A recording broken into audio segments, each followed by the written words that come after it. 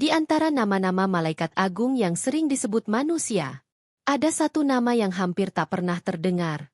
Ia tidak dipanggil dalam doa-doa umum, tidak disebut dalam khotbah mingguan, tidak tercatat jelas dalam kitab suci yang dibaca luas hingga hari ini. Namun dalam lembaran teks kuno yang sunyi, dalam kitab-kitab apokrif yang jarang disentuh, nama itu muncul perlahan, seperti bisikan. Remiel. Sebuah nama yang asing di telinga banyak orang. Namun syarat makna di dunia spiritual yang tersembunyi. Bayangkan sejenak. Bagaimana jika ada malaikat agung yang perannya bukan membawa pedang, bukan meniup sangkakala, bukan pula menyampaikan kabar kelahiran atau kehancuran dunia? Bagaimana jika ada malaikat yang justru berdiri di saat paling sunyi dalam perjalanan manusia? Saat jiwa menunggu. Saat harapan hampir padam. Saat dunia berada di ambang akhir zaman. Siapakah Remiel sebenarnya? Apakah ia malaikat terang pembawa rahmat dan pengharapan? Atau justru nama lain dari malaikat yang pernah jatuh dari kemuliaan langit? Untuk menemukan jawabannya, kita harus melangkah keluar dari jalur utama sejarah. Menyusuri teks-teks yang terlupakan. Dan mendengarkan suara-suara yang selama ini nyaris tak terdengar. Remiel bukanlah nama yang lahir dari halaman kitab suci yang biasa dibaca manusia. Ia tidak muncul dalam ayat-ayat yang sering dikutip. Tidak pula disebut dalam kisah-kisah malaikat yang diajarkan sejak kecil. Namun justru di sanalah letak kehadirannya. Nama Remiel hidup di luar kitab utama. Ia bersemayam di dalam teks-teks apokrif, tulisan kuno yang pernah dibaca dengan penuh hormat. Namun kemudian disingkirkan oleh sejarah. Dianggap pinggiran. Dan perlahan dilupakan. Dalam tradisi Yahudi dan Kristen awal, Remiel dikenal sebagai salah satu malaikat berpangkat tinggi. Seorang arkel, malaikat agung, yang berdiri di hadapan Tuhan dengan tugas khusus. Ia tidak bekerja di dunia manusia seperti Gabriel. Ia tidak memimpin peperangan kosmik seperti Mikael. Ia tidak berjalan bersama manusia sebagai tabib seperti Rafael. Peran Remiel lebih sunyi, lebih dalam. Dan justru karena itu, lebih misterius. Kitab Henokh, sebuah teks kuno yang tak masuk dalam Alkitab kanonik, menyebut adanya 7 malaikat suci yang berdiri di hadapan Tuhan. Dan di antara nama-nama itu, terselip satu nama yang jarang dikenal, Remiel. Sebuah penyebutan singkat, namun bukan penyebutan sembarangan. Dalam dunia spiritual kuno, disebut berdiri di hadapan Tuhan. Bukanlah kehormatan biasa. Itu berarti dipercaya. Itu berarti setia. Itu berarti memegang peran yang tidak diserahkan pada sembarang makhluk. Namun meski sejajar dengan malaikat-malaikat besar lainnya, nama Remiel nyaris tidak berkembang dalam kisah-kisah populer. Ia tidak menjadi pusat legenda. Tidak dielu-elukan. Tidak dipuja secara luas. Ia seperti bayangan cahaya. Namun tidak mencolok. Dan justru dari keheningan itulah, pertanyaan mulai muncul. Mengapa malaikat sepenting ini hanya disebut sepintas? Mengapa perannya terasa begitu tersembunyi? Dan apa sebenarnya tugas yang diemban Remiel? Hingga ia ditempatkan begitu dekat dengan yang ilahi? Untuk menjawabnya, kita harus menyelami makna namanya. Karena dalam tradisi kuno, nama bukan sekadar sebutan, melainkan cermin dari jati diri dan panggilan ilahi. Dalam tradisi kuno, nama bukanlah sekadar panggilan. Nama adalah penanda takdir. Nama adalah gema dari tugas yang dipercayakan Tuhan. Dan disinilah misteri Remiel mulai terasa lebih dalam. Dalam beberapa naskah Ibrani kuno, nama Remiel diyakini berasal dari akar kata, yang bermakna rahmat Tuhan, atau Tuhan yang berbelas kasih. Sebuah nama yang lembut. Sebuah nama yang membawa kesan penghiburan. Bukan ancaman. Namun ketika para penyalin teks kuno menuliskan kisah-kisah malaikat, muncullah satu nama lain yang terdengar hampir sama. Ramiel. Perbedaannya hanya satu huruf. Namun maknanya berubah drastis. Ramiel diartikan sebagai petir Tuhan. Simbol kekuatan, hukuman, dan penghakiman ilahi. Disinilah banyak orang mulai bingung. Apakah Remiel dan Ramiel adalah sosok yang sama? Ataukah dua malaikat berbeda? Yang nasibnya tercampur karena kemiripan bunyi nama? Perbedaan ini bukan sekadar soal ejaan. Ia mencerminkan dua jalan yang bertolak belakang. Satu jalan adalah jalan rahmat, pengharapan, dan bimbingan lembut. Jalan lainnya adalah jalan petir, penghukuman, dan kejatuhan. Dalam beberapa tradisi, kekeliruan penyebutan nama ini membuat Remiel ikut terseret ke dalam bayang-bayang malaikat jatuh. Padahal ketika makna namanya ditelusuri lebih jauh, gambaran yang muncul justru berbeda. Remiel, bukan Ramiel, lebih sering digambarkan sebagai malaikat terang, bukan pembawa hukuman, melainkan pembawa penjelasan, bukan penghancur, melainkan pengarah. Nama ini seolah menyiapkan kita untuk memahami satu hal penting, bahwa Remiel tidak berdiri di tengah kilat dan murka, melainkan di antara jiwa-jiwa yang menanti belas kasih Tuhan. Dan untuk melihat bagaimana peran itu dijalankan, kita harus kembali membuka kitab Henokh, tempat Remiel pertama kali disebut dengan tugas yang sangat spesifik. Nama Remiel tidak sering muncul dalam kitab Henokh, namun ketika ia disebut, penyebutannya tidak pernah biasa.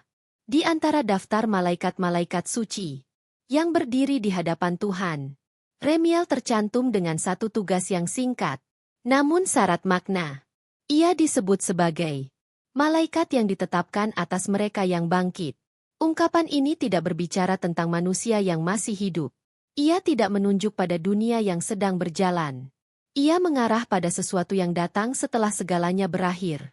Mereka yang bangkit dipahami sebagai jiwa-jiwa orang benar yang menanti kebangkitan pada akhir zaman.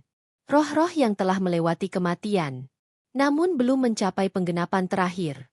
Di titik inilah Remiel berdiri. Ia tidak menjaga pintu dunia. Ia tidak mengatur hukum alam. Ia tidak mengawasi bangsa-bangsa. Remiel menjaga masa penantian. Sebuah fase yang sunyi, di mana jiwa tidak lagi hidup di dunia, namun belum sepenuhnya masuk ke dalam kemuliaan kekal. Peran ini menempatkan Remiel di wilayah yang sangat sensitif dalam kosmologi kuno. Wilayah antara maut dan kehidupan baru. Antara penantian dan penggenapan. Kitab Henokh tidak menjelaskan panjang lebar bagaimana Remiel menjalankan tugas ini. Tidak ada kisah heroik. Tidak ada dialog dramatis. Hanya satu kalimat. Namun justru karena itu, kalimat tersebut terasa berat.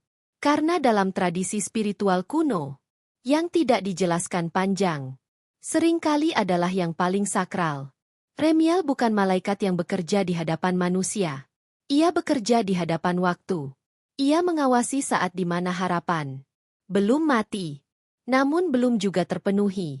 Dan dari sini, kita mulai memahami mengapa Remiel sering dikaitkan dengan pengharapan.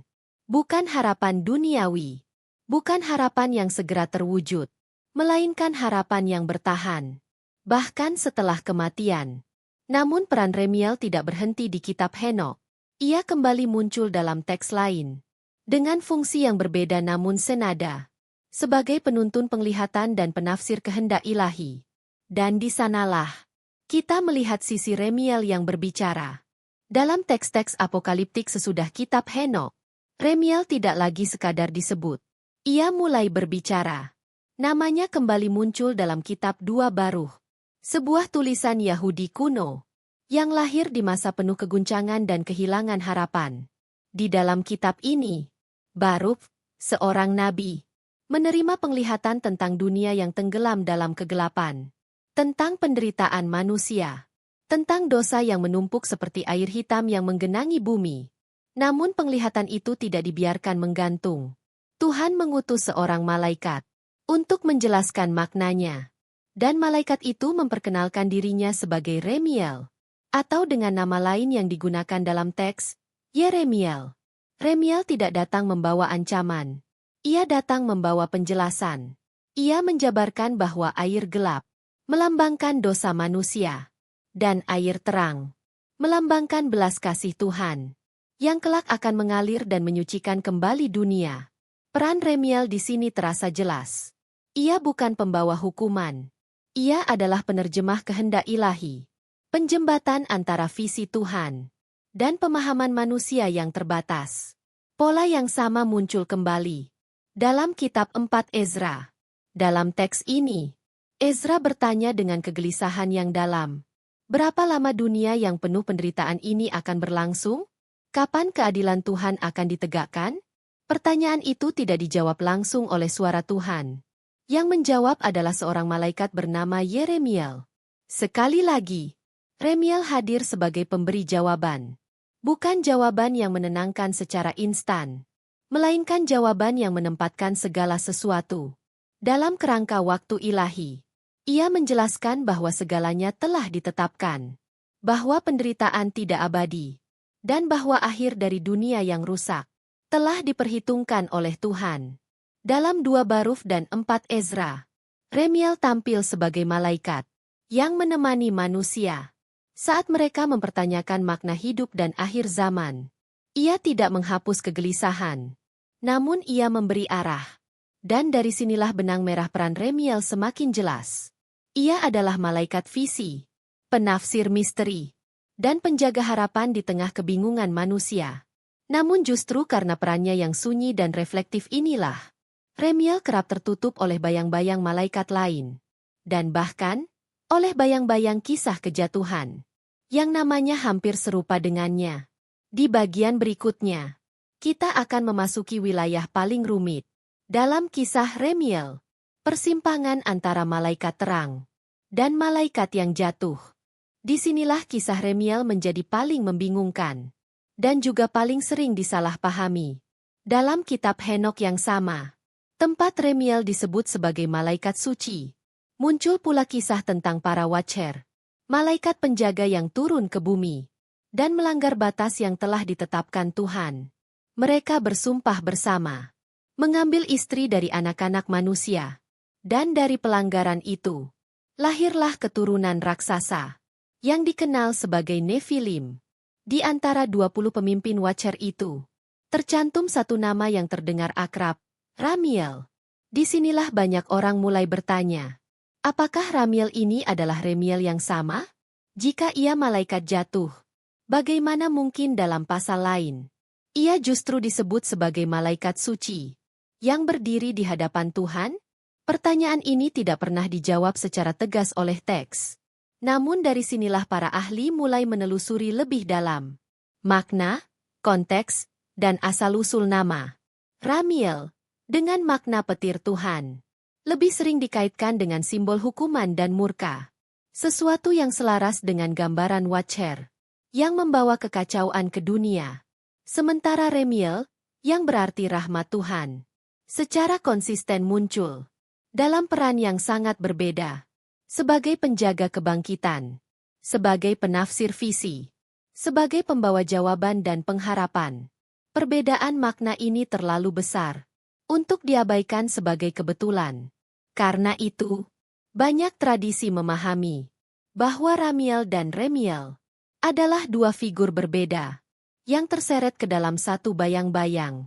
Karena kemiripan bunyi nama, ada pula pandangan yang mencoba menyatukan keduanya. Mengatakan bahwa Remiel pernah jatuh, lalu dipulihkan kembali. Namun pandangan ini tidak memiliki pijakan teks yang kuat. Ia lebih merupakan upaya manusia untuk merapikan cerita yang terpecah. Yang lebih konsisten adalah melihat bahwa kita sedang berhadapan dengan dua narasi yang berbeda. Satu tentang kejatuhan dan pelanggaran. Satu lagi tentang kesetiaan dan harapan. Dan di persimpangan itulah Remiel berdiri, bukan sebagai malaikat gelap, bukan sebagai pemberontak, melainkan sebagai figur yang tetap setia dalam kisah-kisah yang menggambarkannya. Namun mengapa kebingungan ini dibiarkan terjadi? Mengapa teks-teks kuno seolah membiarkan dua nama ini saling bertumpang tindih? Mungkin karena di sanalah pesan terdalamnya berada, bahwa dalam sejarah spiritual manusia, terang dan gelap seringkali berdampingan. Bahwa tidak semua cahaya bersinar terang, dan tidak semua kejatuhan terlihat jelas sejak awal. Di bagian terakhir nanti, kita akan melihat Remiel, bukan lagi sebagai sosok kontroversial, melainkan sebagai simbol pengharapan. Di ujung akhir zaman, setelah semua kebingungan nama, setelah persimpangan antara terang dan kejatuhan, Perlahan gambaran Remiel mulai mengerucut. Dalam hampir semua teks yang menampilkannya secara positif, Remiel selalu hadir di satu titik yang sama. Saat manusia bertanya tentang akhir, tentang makna penderitaan, tentang apa yang menanti setelah segalanya runtuh. Ia tidak datang membawa jawaban yang mudah. Ia tidak menjanjikan keselamatan instan. Remiel hadir untuk menjaga harapan. Di masa penantian yang paling sunyi, dalam kitab Henokh, ia ditetapkan atas mereka yang bangkit, jiwa-jiwa yang menunggu kebangkitan, yang berada di antara kematian dan kehidupan kekal. Dalam 2 Baruf dan 4 Ezra, ia menjawab pertanyaan yang lahir dari kelelahan rohani manusia, bukan dengan meniadakan penderitaan, melainkan dengan menempatkannya dalam rencana ilahi yang lebih besar. Remiel bukan malaikat tindakan cepat. Ia adalah malaikat waktu. Ia mengajarkan bahwa harapan sejati tidak selalu hadir sebagai perubahan mendadak, melainkan sebagai keteguhan untuk bertahan hingga janji Tuhan digenapi. Di antara para malaikat agung, Remiel memang tidak mencolok. Ia tidak memimpin pasukan. Ia tidak membawa wahyu yang mengguncang dunia. Namun justru karena itu, ia berdiri paling dekat dengan kegelisahan manusia. Ia hadir ketika manusia bertanya, apakah semua ini ada akhirnya? Apakah penderitaan ini bermakna? Apakah masih ada harapan setelah kehancuran? Dan jawaban Remiel tidak pernah keras. Ia hadir sebagai bisikan yang menenangkan, bahwa segala sesuatu telah diperhitungkan, bahwa kebangkitan bukanlah ilusi, dan bahwa belas kasih Tuhan tidak pernah benar-benar hilang. Remiel mungkin tidak dikenal luas. Namanya tidak sepopuler Mikael atau Gabriel.